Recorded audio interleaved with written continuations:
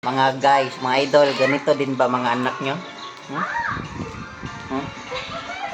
Kung anong laruan ng isa, dapat laruan din niya. Kaso, ang daming laruan doon, oh. Ayun. Oh. Kita nyo ba yun? Yun. Yan, lahat. Laruan lang lahat. Pero, pinagagagawa nila tong isa. Ha? Oh? Oh? Ganyan silang dalawa. Ha? Yung mga anak nyo, ganyan din ba? Pinag-aagawan yung isang laruan. Marami namang laruan na hindi ginagamit. Oh. Ganyan sila. Ha? Ha?